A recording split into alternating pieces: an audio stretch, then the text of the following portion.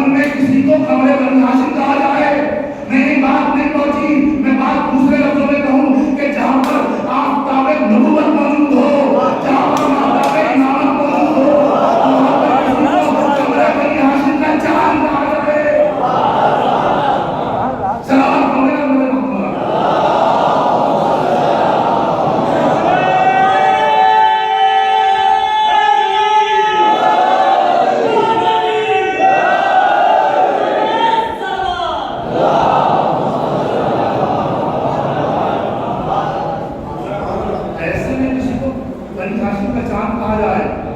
فضیلت تو وہ ہے کہ جو فضیلت والوں میں رنگ فضیلت حاصل کرے.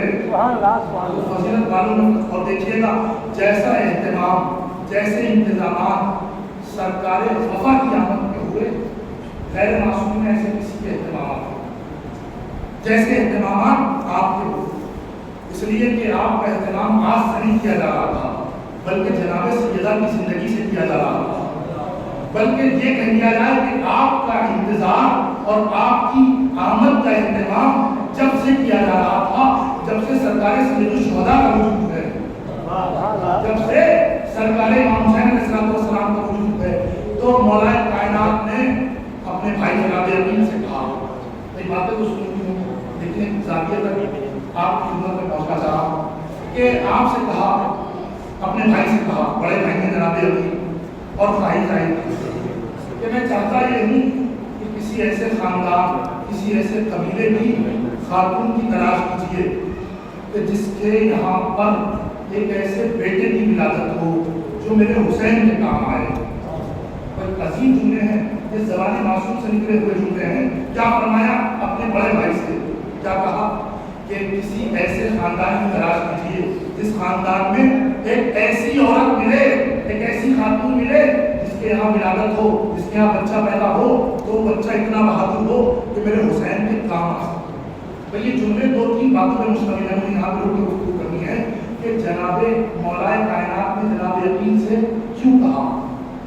کہا اس لیے کہ جناب یقین ماہر انصاف تھے, شجروں کی پہچان, نسب کی پہچان, حسب کی پہچان. آپ اپنی مثال آپ تھے, لیکن آپ ایمان سے بتائیے, اپنی عقیدتوں کی قسم کھا کے بتائیے, چاہے جتنے بڑے ماہر انصاف تھے, کیا مولا علی سے بڑے ماہر انصاف تھے؟ غور کرنے کا مرحلہ ہے. اس لیے کہ علی ہے امام معصوم, اور امام معصوم کی تعریف یہ ہے, امام کہا ہی اسے جاتا ہے جب دنیا کے تمام علوم میں سب سے اعلیٰ افضل ہو. سبحان اللہ. تو شجروں کا علم بھی تو ایک علم ہے, نسب شناسی بھی ایک علم ہے, نسب شناسی بھی ایک علم ہے. ایک بات کہاں سے کہاں آ جاتی ہے کہ اس سے بڑا ماہر انصاف کون ہوگا کہ جس کی ذوالفقار ماہر انصاف ہو, جس کی تلوار نسلوں کو دیکھ کر چلتی ہو, جس کی تلوار نسلوں کو دیکھ کے چلتی ہو. اور تلوار کی بات الگ ہے جس کا خود کا وجود نہیں, بلکہ اس کی محبت شجروں کی پہچان ہو. میں منابع اہل سنت سے پڑھ رہا ہوں.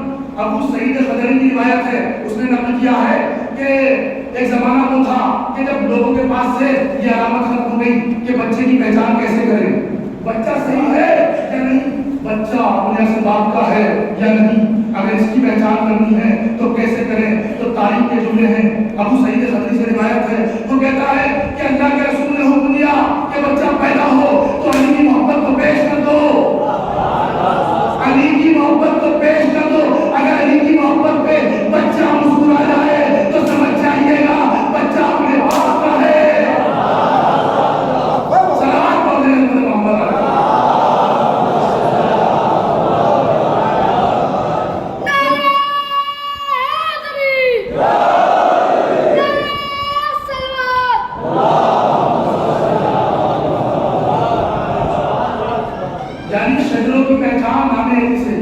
شجروں کی پہچان نام علی سے, وجود علی سے, بلکہ محبت علی سے, محبت علی سے. تو جس کی ذوالفقار ماہر انصاف ہو, جس کی محبت ماہر انصاف ہو, شجروں کو پہچاننے والی ہو, نسب شناس ہو, تو وہ خود کتنا بڑا ماہر انصاف ہوگا. اب یہ سوال تو بنتا ہے یہاں پر کہ مولا کائنات نے خود ماہر انصاف ہونے کے باوجود اپنے بھائی سے کیوں کہا, اپنے بھائی سے کیوں کہا. نتیجہ یہ ہے, دیکھو چاہے جتنے بڑے ہو جاؤ, لیکن جب عنوان شباب میں قدم رکھو اور شادی کرنا چاہو، اس معیار پہ آ جاؤ اور اس منزل پہ آ جاؤ کہ شادی کرنا چاہو، رشتہ ازدواج میں منسلک ہونا چاہو، تو خبردار صرف اپنی مرضی کو آگے آگے نہ رکھنا، بلکہ اپنے بڑوں کو عزت دینا۔ ارے جب علی جیسا اعلیٰ و افضل اپنے بڑوں کو عزت دے رہا ہے تو ہمارے اور آپ کی حیثیت کیا ہے؟ سلام علیکم محمد۔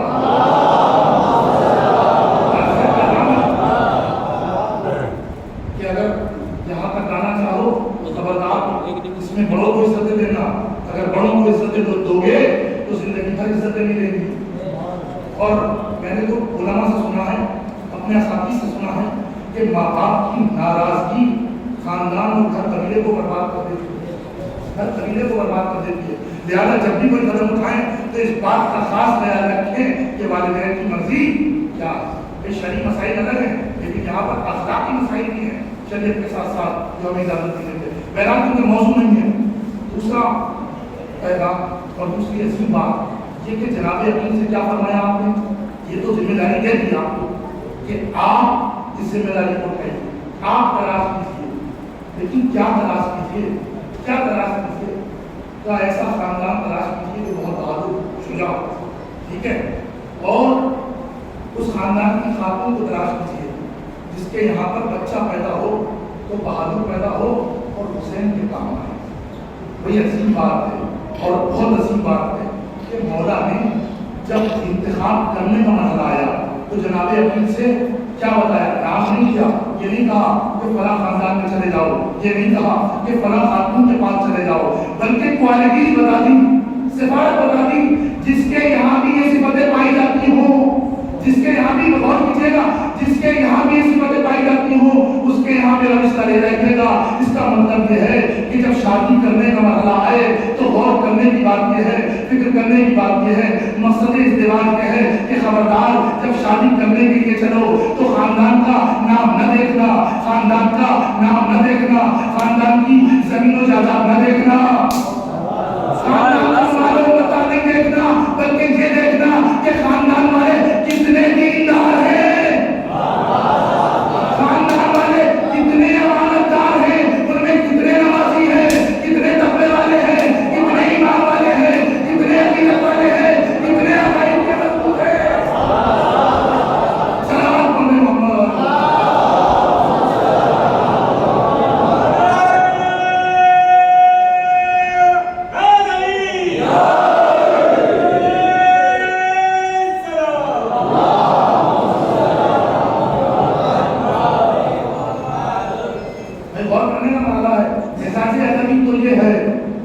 نہیں دیکھنا ہے، مزاج ادبی تو یہ ہے کہ پراپرٹی نہیں دیکھنی ہے، زمین جائیداد نہیں دیکھنی ہے، بیک گراؤنڈ نہیں دیکھنا ہے، سمجھ رہے ہیں نا؟ اس لیے کہ ہمارے یہاں پر یہ کہاں سے بیماری آ گئی ہے کہ رشتوں کا معیار دین نہیں ہے بلکہ دین کے علاوہ ساری چیزیں ہیں۔ بھائی میں تو جہاں میں نے دیکھا ہے میں وہاں کی بات کر رہا ہوں، آپ کا تو میں نے دیکھا نہیں، لیکن بیماری تو ہے بہرحال کہ سب کچھ دیکھیں گے دین نہیں دیکھیں گے، اور بعد میں چند دنوں کے بعد روتے ہوئے کسی مولوی کے پاس آئیں گے، مولانا صاحب فیصلہ کرا دیجیے، مولانا صاحب یہ کرا دیجیے۔ بھائی شادی سے پہلے تو مشورہ لینے کے لیے آئے نہیں تھے، آج کیوں آئے ہو؟ صلوات پڑھیں محمد والے۔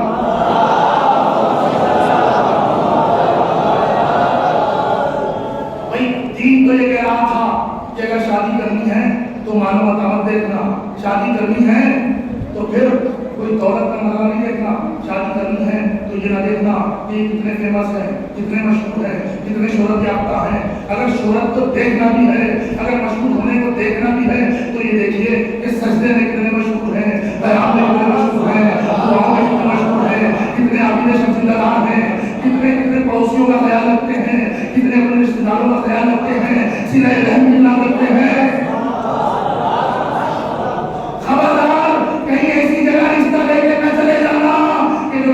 پڑھنا جانتا ہو، نہ سجدے کرنا جانتا ہو، جو نمازوں سے بھی دور ہو، جو دین سے بھی دور ہو، جو اپنی ذمہ داریوں سے بھی دور ہو۔ مرحلہ یہ ہے نا، اس لیے کہ نماز اگر نہیں ہے تو کیا فائدہ ہے؟ نماز اگر نہیں ہے، یہ سجدے نہیں ہے۔ بھائی جس نے آپ کو خلق کیا، جس نے خلق کیا اور مقصد مقصد خلق آپ کا کائنات کا، اس لیے کہ اس کی عبادت کی جائے اور اس کی عبادت سے اگر غافل ہوا جائے. بھائی ہے نا، آپ نے 8 دن تو سن لیا، اس لیے کہ دونوں چیزیں ہمارے ساتھ چلتی ہیں، لیکن دونوں چیزیں ایسے ساتھ ہیں کہ ایک دوسرے کے بغیر تصور نہیں کیا جا سکتا. نہ محبت اہل بیت کا نماز کے بغیر تصور ہے، نہ نماز کا محبت اہل بیت کے بغیر تصور ہے. اور غور کیجیے گا، نہ محبت اہل بیت کا نماز کے بغیر، نہ نماز کا محبت اہل بیت کے بغیر. اس لیے کہ اگر نماز بغیر محبت اہل بیت ہے تو ہم برباد بھی جائے گی. اگر نماز بغیر حب اہل بیت ہے تو اس نماز کا کوئی فائدہ نہیں ہے، منہ پہ مار دی جائے گی. روزے میں جب دیکھ لینا بہت سو کے منہ صرف اس لیے ٹیڑھے ہوں گے کہ ان کے منہ کے رخساروں کے اوپر نماز کے توجہ ہوں گے. اس لیے تو وہ تو بڑے ضرور سے جائیں گے. ہم نے تو اتنے سجدے کیے، بھائی ماتھے پہ سجدوں کے نشان، گھٹنوں پہ گھٹوں پہ نماز میں سجدوں کے نشان ہیں، لیکن اللہ ان سجدوں کو پسند نہیں کرتا جو بغیر حب اہل بیت ہوں. تو یہاں تک تو بات آپ تک پہنچ گئی تھی، سن لی تھی، لیکن اس سکے کا دوسرا رخ بھی ہے.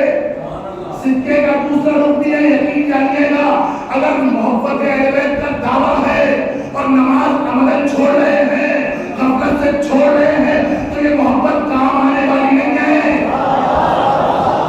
یہ جملہ منبر کا جملہ نہیں ہے، یہ جملہ خطیب کا جملہ نہیں ہے، بلکہ امام معصوم کی حدیث ہے کہ امام نے فرمایا من استخف الصلاۃ لا ینال شفاعتی.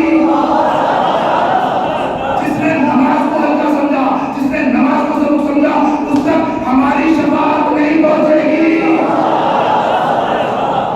صلوات پڑھیں محمد.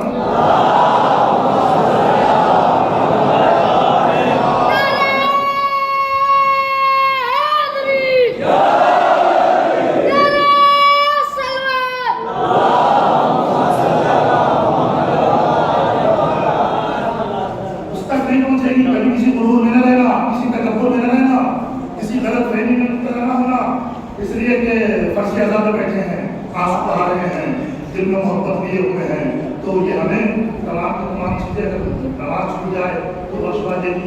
بھائی ہماری بخشش کا سہارا کون ہے؟ یہ ذات مقدسہ امام معصوم. اور امام معصوم خود کہتے ہیں بھائی ہماری ساری زندگی گناہوں میں مبتلا ہے، گناہوں میں اسیر ہے، ٹھیک ہے نا. ہماری امید اگر کوئی ہے تو وہ ہے شفاعت معصوم. اور ہمارے عمل تو اس لائق نہیں کہ ہمیں جنت مل جائے، ہمارے عمل اس لائق نہیں، ہمارے کرم اس لائق نہیں کہ ہمیں جنت مل سکے، لیکن ہماری ایک امید ہے. امید کا نام ہے شفاعت. شفاعت یعنی کیا؟ یعنی روز محشر پر یہ مقدس ہستیاں ہماری مدد فرمائیں گی.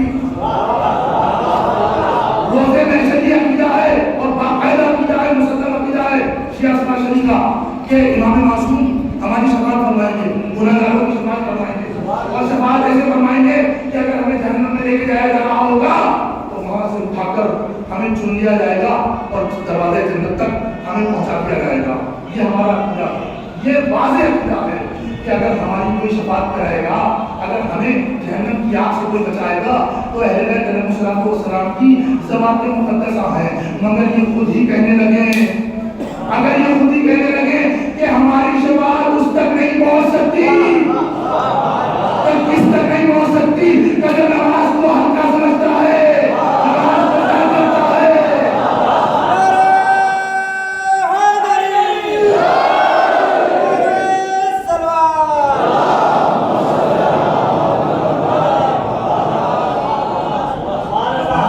نماز کو ترک کرنا کوئی عام گناہ ہے؟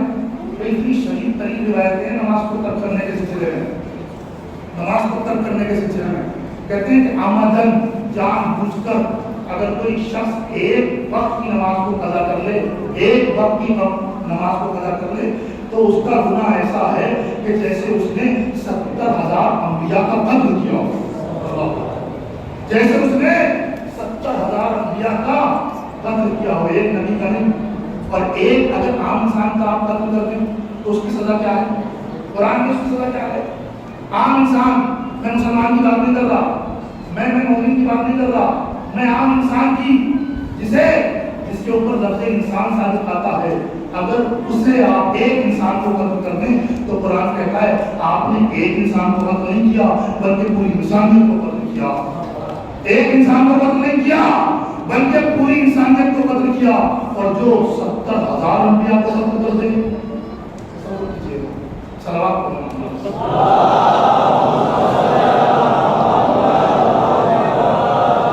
تو میرے عزیزوں، میرے بزرگوں اور میرے جوانوں خاص طور پر یہ تو میری گزارشات ہیں آپ سے.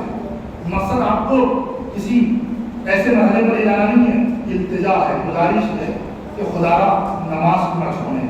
اس لیے کہ علی والوں کی پہچان نماز ہے، حسین والوں کی پہچان نماز ہے، کربلا والوں کی پہچان نماز ہے،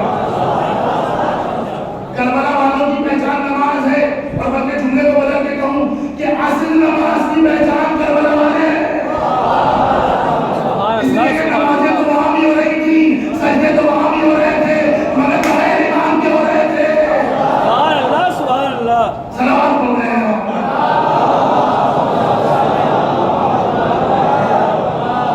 لہٰذا ضروری ہے، لازم ہے کہ ہم، اس لیے کہ محبت کا عملی ثبوت کیا ہے؟ عملی ثبوت کیا ہے محبت کا؟ یہ ثبوت تو یہ ہے محبت کا کہ ہم محبت کرتے ہیں، دل میں محبت پائی جاتی ہے. ٹھیک ہے، زبان سے دعویٰ بھی ہے، دل میں محبت بھی ہے، لیکن وہ محبت کیا کہ جو اپنا عملی ثبوت نہ دے، اپنا پریکٹیکل پروف نہ دے. وہ محبت کیا کہ جو اپنا عملی ثبوت نہ دے. کہ اس محبت کے عملی ثبوت یہی ہے کہ نماز وقت پہ ادا کی جائے، نماز وقت پہ ادا کی جائے. جب روزے کا مسئلہ آئے تو روزے بھی ادا کیے جائیں، جب خمس کا مسئلہ آئے تو خمس کی ادائیگی بھی کی جائے، جب زکوٰۃ کا مسئلہ آئے تو زکوٰۃ بھی ادا کی جائے. ایسا نہ ہو کہ مال آ کے رکھا جائے مگر خمس و زکوٰۃ ادا نہ ہو.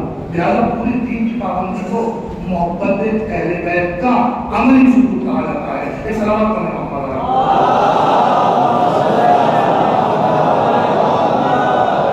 بات ہے حضرت ابوالفضل عباس کہ آپ کی آمد کا اہتمام کس انداز سے کیا جا رہا ہے. جناب یقین سے کہا کہ میرے بھائی اہتمام کرنا ایک ایسی خاتون کا، ایک ایسے خاندان کا، ایک ایسی خاتون کا جس کے یہاں پر بیٹا پیدا.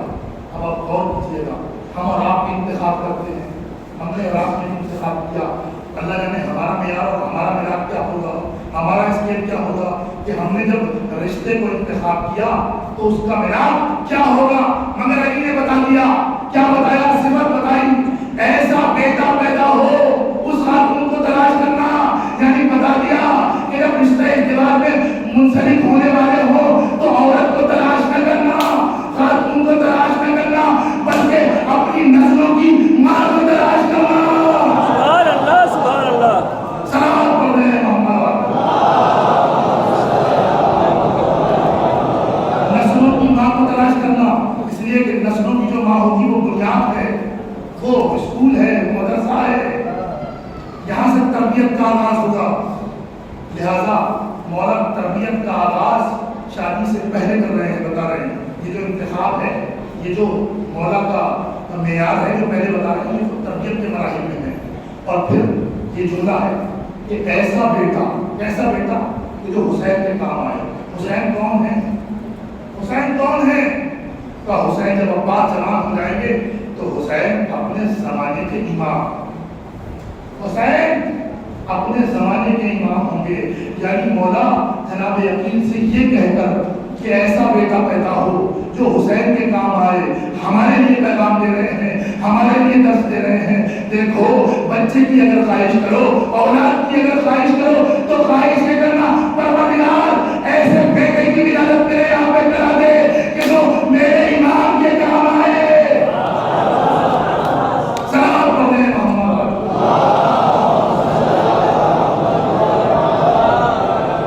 تو یہ عظیم مرتبہ.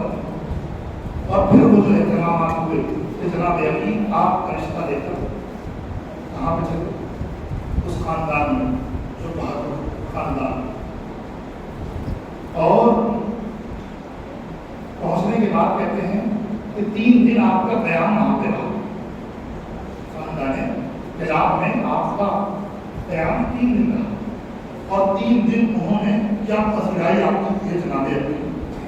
اس لیے کہ حیرت زدہ تھے.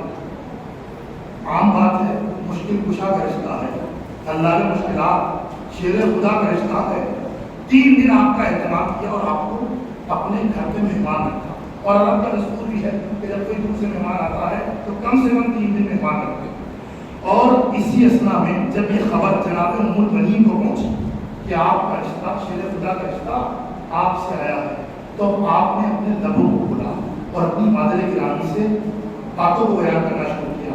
کہا مادر گرامی، میں 3 دن سے مسلسل خواب دیکھتی ہوں، میں اہتمام دیکھیے گا، فضیلت اہتمام سے سمجھ میں آتی ہے کہ آپ کی آمد کا اہتمام کیسے کیا جا رہا ہے۔ جناب ام المؤمنین کہتی ہیں اپنی مادر گرامی سے کہ میں 3 دن مسلسل خواب دیکھ رہی ہوں، خواب میں دیکھتی ہوں کوئی بیوی آتی ہے، کوئی بیوی آتی ہے، میں اس کا چہرہ نہیں دیکھ پاتی، وہ بیوی آتی ہے اور ایک چاند لے کر آتی ہے، ایک چمکتا ہوا چاند لے کر آتی ہے اور میری آغوش میں رکھ دیتی ہے اور کہتی ہے یہ چاند میرا بیٹا ہے جو تیرے رحم سے پیدا ہوگا۔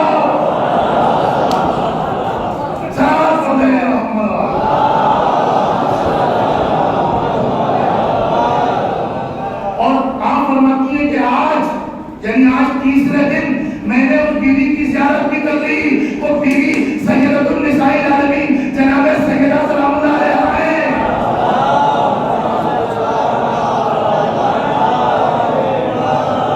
کہ آپ کی مبارک ہستی ہے اور آپ ایک چاند کو لے کر چمکتے ہوئے چاند کو لے کر آتی ہیں اور میری آغوش میں رکھ دیتی ہیں، مسلسل یہ خواب دیکھ رہی ہیں۔ یعنی جس دن سے جناب امین آپ کے گھر تشریف لائے اسی دن سے بیوی نے خواب دیکھنا شروع کیا کہ جناب سیدہ آتی ہیں اور ایک چاند کو آپ کی آغوش میں رکھ دیتی ہیں اور جملے عجیب جملے ہیں، کہتی ہے بیٹا تو میرا ہے مگر تیرے رحم سے پیدا ہوا، تیرے شکم سے پیدا ہوا۔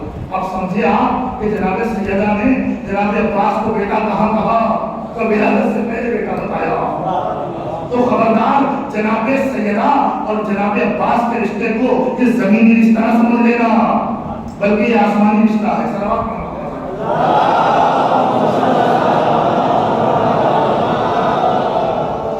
اور پھر وہ کہ آپ رشتے دواروں سے اور گھر پہ تشریف لے اور پھر جناب المؤمنین کو بیمار ہو جائے گا، مجھے وہاں تک نہیں جانا، صرف جناب عباس کے سلسلے سے چل رہا ہے اور اس میں نہیں ہے وہ یہ کہ آپ کی ولادت پاتے ہیں، آپ کی ولادت پاتے ہوئی کہ جیسی آپ کی ولادت پاتے ہوئی تو جناب المؤمنین رونے لگے، میں مسائل نہیں پڑھا غور کیجیے گا، رونے لگے تو مولا کائنات نے سبب معلوم کیا کہ یہ آنکھوں سے اشک جاری ہونے کا سبب کیا۔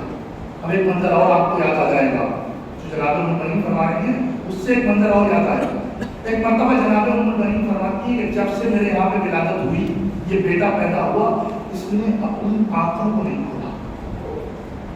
بھائی بچے کی پہچان رونے سے ہوتی ہے اور بینائی کی پہچان یہ کہ بچہ آنکھ کھولے، لیکن کئی گھنٹے گزر گئے بچے نے اپنی آنکھوں کو نہیں کھولا۔ تو ایک مرتبہ مولا نے فرمایا دیکھیے گا ایک وہ مرحلہ تھا، ایک وہ منظر تھا کہ جب علی کعبے میں آئے تھے لیکن پیدا ہونے کے بعد آپ نے آنکھوں کو نہیں کھولا تھا اور آپ نے 3 دن تک آنکھوں کو نہیں کھولا، اس لیے کہ جب تک رسول خدا تشریف نہ لے آئے آنکھوں کو نہیں کھولا۔ اگر مولا علی نے پہلی زیارت کی تو رسول کے چہرے کی کی، تو یہ ایک سیرت بن گئی۔ جب علی نے زیارت کی تو کس کی زیارت کی؟ چہرے رسول کی زیارت کی۔ اور عباس جناب عباس کا لقب کیا ہے؟ جناب عباس ہیں ثانی حیدر، ثانی حیدر، تو حیدر کی اداؤں کا آنا ثانی حیدر میں ضروری اور لازم ہے۔ کیسی طرح سے جناب عباس نے آنکھوں کو نہیں کھولا، ماں پریشان ہو گئی اور جناب مولا کائنات سے کہا، تو ایک مرتبہ جب یہ منظر مولا نے دیکھا تو کہا فاطمہ پریشان نہ ہو، فاطمہ کے نبی آپ کا نام، فاطمہ پریشان نہ ہو، اور کہا حسین کو بلاؤ، میرے لاڈلے حسین کو بلاؤ۔ اب سرکار سید الشہداء امام حسین تشریف لے آئے، کہا عباس کو حسین کی آغوش میں دے دو۔ پر جیسے ہی عباس نے آغوش حسین کی گرمی کو محسوس کیا فوراً آنکھوں کو کھول لیا، اور جیسے میرے علی نے سب سے پہلے چہرے رسول کی زیارت کی تھی اسی طرح سے عباس نے چہرے حسین کی زیارت کی۔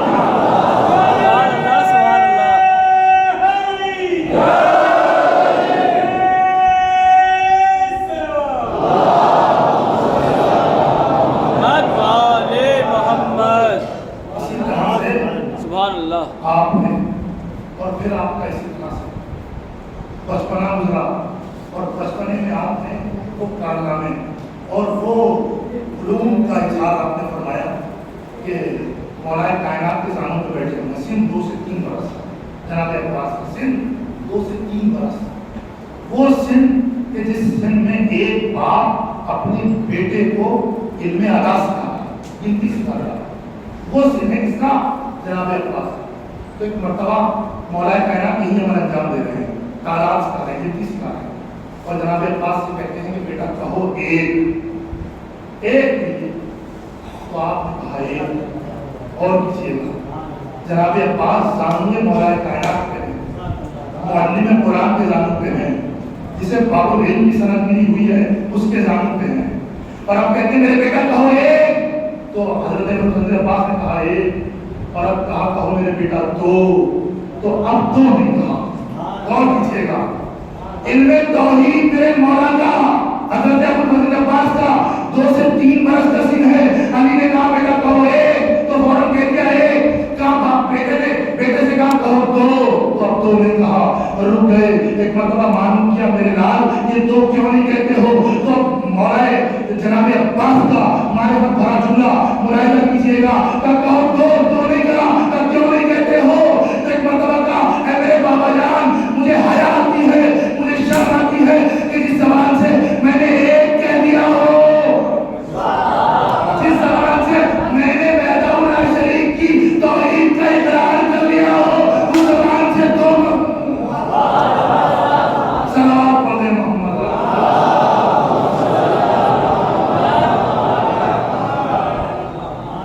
تو یہ مرحلہ سرکار ابوالفضل عباس کا اور جہاں سرکار ابوالفضل عباس کا نام آتا ہے وہاں آپ کے ساتھ عالم غیر معلمہ جسے نبی الانبیاء مقام کا نام اور اس کی وجہ اس لیے کہ اگر عباس امید کا نام ہے تو اسی امید کے آسمان کا نام زینب بولا. اگر عباس کا لقب ثانی حیدر ہے تو زینب ثانی زہرا. اگر عباس امر بنی ہاشم ہے تو زینب عقیلہ بنی ہاشم ہے. اگر عباس باب الحسین ہے تو زینب شریکت الحسین ہے. زینب شریکت الحسین اور جس کے نام میں وہ صفات اسے زینب کہا جاتا ہے. نام میں وہ صفات کہ اس لیے کہ نبی کریم اسلام کے گھرانے کا ایک دستور ہے رسم ہے نام رکھنے کا. جب امام حسن علیہ السلام کی ولادت ہوئی تو آپ نے ہاتھوں پہ لیا لیکن نام نہیں رکھا. رسول تشریف لائے کہا یاری نام رکھ دیجیے تو آپ نے فرمایا کہ آپ کے ہوتے ہوئے میں سبقت حاصل کروں یہ تو مزاج علی نہیں ہے. نام آپ رکھتے تھے تو رسول نے فرمایا کہ خدا کے ہوتے ہوئے میں سبقت حاصل کروں لہٰذا امام حسن کا نام اللہ نے رکھا رسول کے ذریعے سے. اسی طرح امام حسین کا لیکن جناب زینب کے نام میں بھی یہی روایت ہے کہ جس وقت جناب زینب کی ولادت ہوئی اور آپ مولا کائنات کے ہاتھوں پہ رسول تشریف لائے تو آپ نے فرمایا کہ آپ نام رکھیں. تو آپ نے 2 جملے فرمائے. ایک تو جناب زینب کو دیکھتے ہوئے فرمایا پہلی نظر جب پڑھی آپ نے تو کہا ہذہ مسیلۃ الخدیجہ کہ اس بچی کی مثال تو خدیجہ جیسی ہے. یہ بچی جناب خدیجہ کی عظمتوں کو سلام. آپ کی مثال کس سے دی گئی؟ جناب خدیجہ سے. فضائل جناب زینب صلی اللہ علیہ وسلم. اور دوسرا جملہ جو آپ نے فرمایا چہرے کو دیکھ کے فرمایا پورے وجود کو دیکھ کے فرمایا کہ یہ بیٹی تو مجھے ایسے محسوس ہوتی ہے کہ جیسے زین العابدین جیسے اپنے باپ کی زینت کو. اور وہیں سے نام جناب زینب کا زینب رکھا گیا. بھائی آپ نے لفظوں پہ غور نہیں کیا. زینب یعنی باپ کی زینت. باپ کی زینت عام باپ کی زینت نہیں ہے. عام باپ کی زینت نہیں ہے بلکہ اس کی زینت ہے جو زمینوں پہ ہو تو زمین کی زینت, آسمان پہ ہو تو آسمانوں کی زینت, کہکشاؤں کی زینت, سورج کی زینت, چاند کی زینت, ستاروں کی زینت, ملائکہ کی زینت, حور و غلمان کی زینت. جس کی زینت میں یہ پوری کائنات بنائی گئی اسے علی سے ابی طالب کہا جاتا ہے. بھائی جس کی زینت میں پوری کائنات بنائی اسے علی کہا جاتا ہے اور جو علی کی زینت ہو اسے زینب کہا.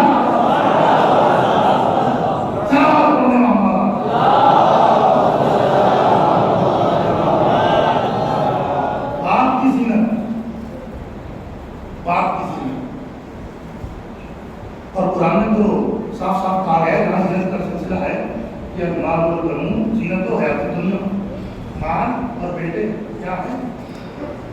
زینت زندگی، دنیا کی زندگی کے لیے اگر کوئی شے زینت ہے تو وہ مال ہے اور بیٹے کا ذکر نہیں، اس کا ذکر ہے مال اور بیٹی۔ اب یہ معیار الگ بات ہے کہ کس کے نزدیک ہے۔ مال بھی زینت ہے دنیا کی زندگی کی، اور بیٹے بھی زینت ہیں۔ اب آپ غور کیجیے گا جو جملہ میں آپ کی خدمت میں کرنے جا رہا ہوں، زینب کسے کہا جاتا ہے؟ جو اپنے باپ کی زینت ہو۔ زینب کسے کہتے ہیں؟ جو اپنے باپ کی زینت ہو۔ قرآن کیا کہہ رہا ہے؟ مال اور بیٹے زینت ہیں، مال اور بیٹے زینت ہیں۔ تو اب غور کیجیے گا کہ حسن و حسین جیسے بیٹوں کے درمیان جو علی جیسے باپ کی زینت بن جائے اسے زینب کہا۔ سبحان اللہ سبحان اللہ۔ صلوات پڑھ رہے ہیں۔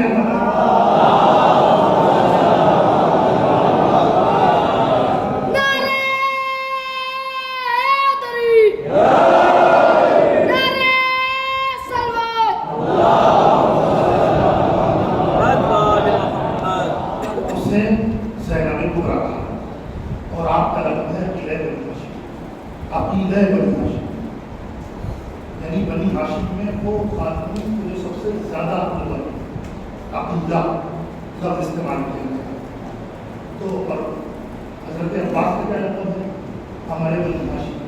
تو مردوں میں جو بنی ہاشم میں چاند کہلائے اسے عباس کہتے ہیں، جو بنی ہاشم کی عورتوں میں عقیلہ کہلائے، عقل والی خاتون کہلائے اسے زینب کبریٰ کہا جاتا ہے۔ سبحان اللہ سبحان اسے اللہ۔ زینب کبریٰ کہا جاتا ہے، اسے زینب کبریٰ۔ اور بے پناہ فضائل ہیں آپ کے۔ آپ کا لقب ہے ثانیہ زہرا۔ کیا لقب ہے؟ ثانیہ زہرا، یعنی دوسری زہرا۔ اب آپ دیکھیں جناب سیدہ کے اوصاف و کمالات 1400 سالوں سے آپ کے بارے میں لکھا جا رہا ہے، مسلسل پڑھا جا رہا ہے، اور یہ سلسلہ ختم نہیں ہوتا، لیکن تب بھی دریائے فضائل ہے جو کم نظر نہیں آتا، بلکہ سیراب سے رابطہ ہوتے چلے جاتے ہیں، لیکن دریا میں کوئی کمی نظر نہیں آتی۔ اسی کی بیٹی کا ایک لقب ہے ثانیہ زہرا۔ اب علماء نے دو وجہ لکھی ہے کہ جناب زینب کو ثانیہ زہرا کیوں کہا جاتا ہے، اس کو غور کر لیجیے۔ ایک وجہ تو یہ کہ جناب سیدہ کے بعد کسی ایسی عورت کی ضرورت تھی، کسی ایسی خاتون کی ضرورت تھی جو تمام خواتین کی رہنمائی کر سکے۔ تو جو جناب سیدہ کے بعد خواتین کی رہنما بن جائے اسے ثانیہ زہرا کہتے ہیں۔ سبحان اللہ سبحان اللہ۔ جو تمام خواتین کی رہنما بن جائے اسے، اور ایک وجہ یہ بیان کی ہے، ایک وجہ یہ بیان کی ہے قابل قدر کہ کچھ چیزیں ایسی تھیں جو فضائل کے حوالے سے مکمل بے پناہ مکمل جناب سے، لیکن کچھ چیزیں ایسی تھیں کہ وہ امکانات نہیں پائے جاتے تھے جس کے ہونے سے جناب سیدہ کے کچھ فضائل واضح ہو سکتے۔ بہت دیر کچھ چیزیں ایسی تھیں، کچھ امکانات ایسے نہیں پائے جاتے تھے کہ جس کے ذریعے سے جناب سیدہ جناب فاطمہ زہرا سلام اللہ علیہا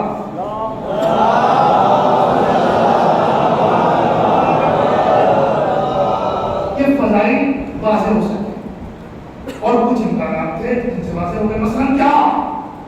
مثلاً آپ ایک بیٹی کے کریکٹر میں تھی، بیٹی کا کردار، تو دنیا میں جناب سیدہ کے سامنے کوئی بیٹی ایسی نہیں، کوئی بیٹی ایسی نہیں جو ایسا کردار نبھا سکے جو بیٹی ہونے کے ناطے سے جناب سیدہ سے نکلا، بیٹی ہونے کے ناطے سے۔ اور ایک مرحلہ ہے زوجہ ہونے کے حوالے سے، زوجہ ہونے کے حوالے سے کا ایسا کردار کسی زوجہ نے نہیں نبھایا جیسا کردار جناب سیدہ نے نبھایا۔ کوئی غور کرنے کی بات ہے، ایسا کردار کسی کا نہیں، کسی زوجہ کا نہیں جیسا جناب سیدہ۔ اور ایک کردار ہوتا ہے ماں کا کردار، اور ایسا کردار بھی کسی نے نہیں نبھایا جو ماں ہونے کی حیثیت سے جناب سیدہ نے نبھایا، جناب سیدہ نے نبھایا۔ تین کردار بیٹی ہونے کے حوالے سے جناب سیدہ بے مثال، اس لیے کہ بیٹی تھی تو بیٹی ہونے کے حوالے سے بے مثال، اور زوجہ ہونے کے حوالے سے جناب سیدہ بے مثال کیونکہ آپ زوجہ تھی، ماں ہونے کے حوالے سے جناب سیدہ بے مثال، آپ کو کوئی جواب نہیں تھا۔ لیکن چوتھا کردار آتا ہے بہن ہونے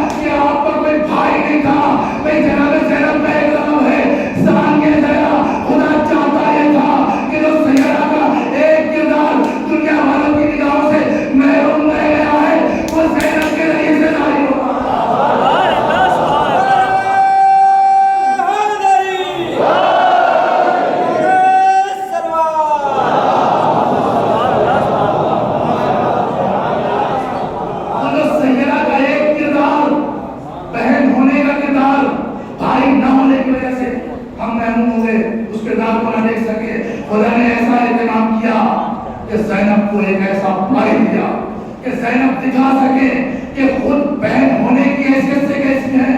اور اگر سیدہ کے کوئی بھائی ہوتا تو سیدہ ایسا ہی کردار نبھاتی جیسے جناب زینب نے نبھایا. اسی لیے تو آپ کو سامنے رکھا گیا.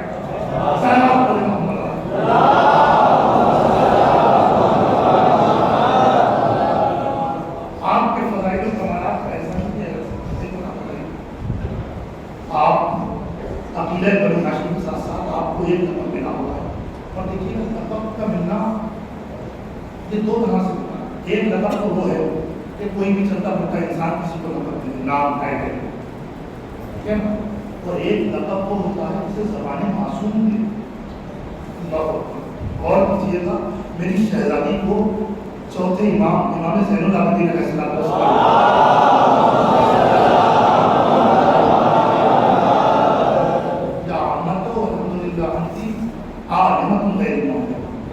اس نے کہا ہے سید السجاد معصوم زبان میں کہا گیا. معصوم زبان میں ہم کو عالمہ غیر معلمہ، بس اس کی تشریح سن لیجیے گا.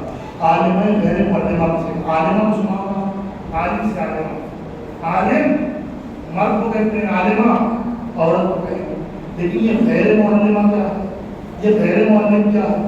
تو ایسی عالمہ جس کو کسی نے نہ پڑھایا ہو. اور کیجیے گا دو فضائل ہیں اس میں، دو فضیلتیں ہیں. ایک فضیلت تو یہ کہ یہ جملہ اور یہ ٹائٹل اور یہ لقب آپ کو زبان معصوم سے ملا. زبان معصوم نے آپ کو کہا. اور دوسری چیز یہ کہ آپ ایک ایسی عالمہ ہے جس کا کوئی پڑھانے والا نہیں تھا. بھائی ابھی تک تو ہم نے یہ جامعہ معصومین کے بارے میں سنا تھا کہ وہ شخصیات وہ ہیں، وہ ذوات مقدسہ وہ ہیں کہ جن کو زمین پہ کسی نے نہیں پڑھایا بلکہ اللہ سے بڑھ کے آئے ہیں، آسمان سے بڑھ کے آئے ہیں. مگر زینب کبریٰ کا مقام وہ ہے کہ آپ کے لیے بھی یہ کہا گیا کہ آپ ایسی عالمہ ہیں کہ جس کو زمین پہ کسی نے نہیں پڑھایا. سلام پڑھنے محمد.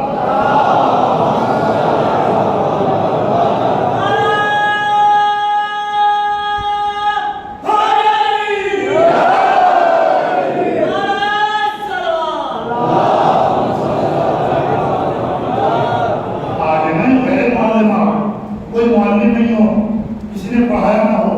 اس لیے کہ علم کی دو قسمیں ہیں.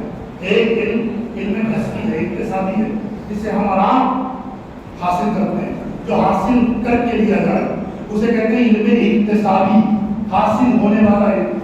جو کسی استاد کے آگے جانو ادب طے کر کے، کسی مدرسے میں جا کے، کسی اسکول میں جا کے، کسی کالج یونیورسٹی میں جا کے حاصل کرتے ہیں. اس علم کو کہتے ہیں علم اکتسابی، جو حاصل کر کے حاصل کیا جائے، لیکن کسی سے حاصل کیا جائے. اور ایک علم ہے علم لدنی. ایک علم ہے علم لدنی. علم لدنی کی تعریف یہ ہے کہ دنیا میں اسے کوئی دینے والا نہیں ہوتا، بلکہ وہ علم اپنے رب کی طرف سے اس کے دل میں اتر جاتا ہے. یعنی وہ علم نہیں ہوتا بلکہ وہ نور ہوتا ہے. وہ نور ہوتا ہے، اللہ جسے چاہتا ہے اس کے دل میں اس نور کو ڈال دیتا ہے اور پھر یہ نور اس کا علم بن کے ظاہر ہوتا ہے. تو جناب زینب کبریٰ کے پاس جو علم تھا وہ علم لدنی تھا. علم لدنی تھا. اس علم کی بات کی ہے. یوں تو جناب زینب کبریٰ اپنے باپ کے سائے میں بنی ہیں. اور علی جیسا باب العلم آپ ہو، علی جیسا علم الہی کا مالک ہو، وہ کسی کی تربیت کرے تو پھر بچے اگر وجود میں آتے ہیں تو انہیں حضرات حسنین کہا جاتا ہے، انہیں زینب کبریٰ. بس میں نے اپنی بات کو یہی تمام کیا. جناب زینب کبریٰ کے بھی تمام کیا. اور فضائل یوں بھی ہیں کہ آپ نے اپنی فضیلتوں کا اظہار اس موقع پہ فرمایا کہ جب سب سے مصیبتوں کا یزید آپ کے سامنے سوال کر رہا تھا. یزید سوال کر رہا تھا اور آپ جواب دے رہے تھے. یزید کہتا یہ تھا، یزید کہہ ہی رہا تھا، دیکھو خدا نے تمہارے ساتھ کیا کیا، دیکھو خدا نے تمہارے ساتھ کیا کیا. اگر کوئی عام خاتون ہوتی، کوئی عام انسان ہوتا، عالم مسائل میں گرفتار ہوتا، یہ تو یزید کی بات سن کر خاموش رہ جاتا. لیکن یہ تو عالمہ غیر معلمہ تھی، یہ تو ولی کی بیٹی تھی، یہ تو علی کے سائے میں پڑی تھی، یہ تو حسین کے مقصد کو لے کے چلی تھی. علی کی بیٹی خاموش نہ رہی، علی کی بیٹی خاموش نہ رہی، بلکہ یزید وہ خدا نے کیا. خبردار خدا نے نہیں کیا بلکہ زینب نے جو دیکھا ماں رائے تو اللہ جلیلہ. زینب نے جو دیکھا وہ حسن ہی حسن دیکھا, وہ خوبصورتی ہی خوبصورتی دیکھی. بھئی غور تو کیجئے گا جناب زینب کے علم میں یہاں سے اندازہ ہوتا ہے کہ جناب زینب کے علم ہے میں نے جو دیکھا وہ خوبصورتی دیکھی, وہ حسن دیکھا. یہ کیسا حسن تھا؟ یہ کربلا میں, یہ خون میں, یہ کٹی ہوئی رگوں کے درمیان, یہ کٹی ہوئی گردنوں کے درمیان زینب کبریٰ کیا کہہ رہی ہیں؟ یہ کہہ رہی ہیں کہ میں نے جو دیکھا کربلا میں وہ حسن دیکھا, خوبصورتی دیکھی. یعنی زینب بتا رہی ہیں کہ زینب نے اس خون میں, اس کٹی ہوئی رگوں میں, اس کٹی ہوئی گردنوں میں, تم تو یہ جسم سمجھ رہے تھے, زینب اس میں جلوہ